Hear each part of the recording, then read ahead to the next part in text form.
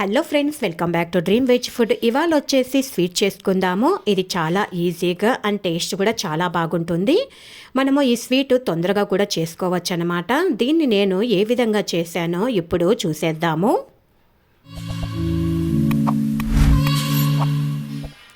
ఇది చేసుకోవడానికి ముందుగా ఒక పెద్ద బౌల్ తీసుకున్నాను. తర్వాత చిన్న బౌల్లో 1.5 కప్పు దాకా మైదా పిండి తీసుకున్నాను.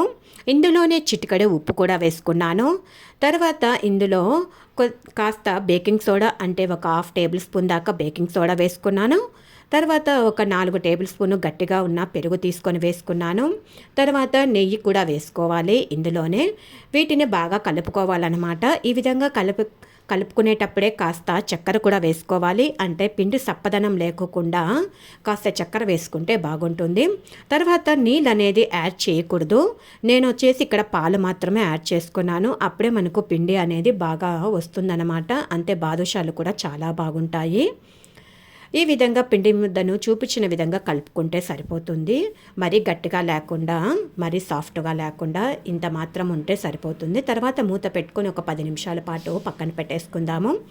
10 నిమిషాల తర్వాత పిండి ముద్దను చూడండి, ఈ విధంగా ఉంటే సరిపోతుంది. కాస్త పిండి ముద్దను తీసుకొని మరీ గట్టిగా ప్రెస్ చేయకోకుండా చేయొద్దనమాట. కొంచెం లైట్గా సాఫ్ట్గా అట్లా చేసుకుంటే సరిపోతుంది. తర్వాత నెయ్యి చేతికే తీసుకోవాలన్నమాట. అంటే పిండి అతుక్కుంటుంది అనుకుంటే నెయ్యి కాస్త చేతికి రాసుకుంటే సరిపోతుంది. సెంటర్లో కాస్త హోల్ చేసుకొని చిన్న చిన్న బాదుషాలు చేసుకుంటే సరిపోతుంది. చూడడానికి కూడా చాలా బాగుంటాయి. చిన్న చిన్న బాదుషాలు చూడండి ఎంత బాగుంటాయో. తర్వాత వీటిని డీప్ ఫ్రై చేయడానికి నూనె పోసుకొని వేడి చేసుకున్నాను. నూనె అనేది మరీ ఎక్కువ వేడి కాకూడదనమాట. కొంచెం వేడిగా ఉంటే సరిపోతుంది. అంటే మీడియంగా వేడి కావాలి. మరీ వేడిగా అయితే ఇవి కాలేదానికి కాస్త పైన మాత్రము కాలుతాయి, లోపల మాత్రం కాలవన్నమాట. అందుకే మీడియం ఫ్లేమ్లో పెట్టుకొని మాత్రమే వీటిని 2 వైపులా బాగా గోల్డెన్ కలర్ వచ్చేంత వరకు బాగా వేగనిచ్చుకోవాలి. వేగడానికి ఒక 10 నిమిషాల పాటు పడుతుందన్నమాట. అంటే మనము సిమ్లో పెట్టుకొని వేగనిస్తాం కదా, అందుకు ఈ విధంగా కలర్ వచ్చేంత వరకు ఉంటే సరిపోతుంది. తర్వాత వీటిని తీసేసి పక్కకు పెట్టేసుకుందాము. ఇప్పుడు చక్కెర పాకు పెట్టుకోవడానికి ఒక కడాయిలో మనం బౌలు ఏ పిండితో తీసుకుంటామో ఆ పిండి, అంటే మనం కొలత ఒక బౌల్ తీసుకున్నాం కదా పిండికి, అదే బౌల్తోనే మనం చక్కెర కూడా వేసుకోవాలి. 1.5 కప్పు దాకా చక్కెర వేసుకున్నాను. తర్వాత నీళ్లు కూడా 1.5 కప్పు దాకా నీళ్ళు పోసుకుంటే సరిపోతుంది. మనకి ఇది పాకు రావాల్సిన పని లేదు. చక్కెర మెల్ట్ అయితే చాలన్నమాట.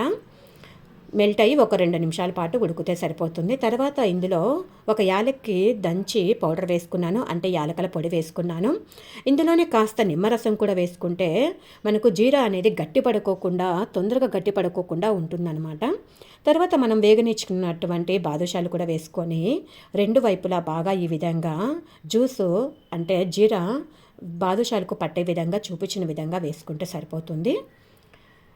ఈ విధంగా ఒక 15 నుంచి 20 నిమిషాల పాటు బాగా మనకు జీరాలు వేసుకోవాలి. తర్వాత మిగిలిన వాటిని కూడా వేసుకుంటే సరిపోతుంది. ఇంతే అండి, ఈ బాదుషాలు రెడీ చేసుకోవడము. వీడియో నచ్చినట్లయితే లైక్, షేర్, సబ్స్క్రైబ్ చేయండి. Thank you for watching.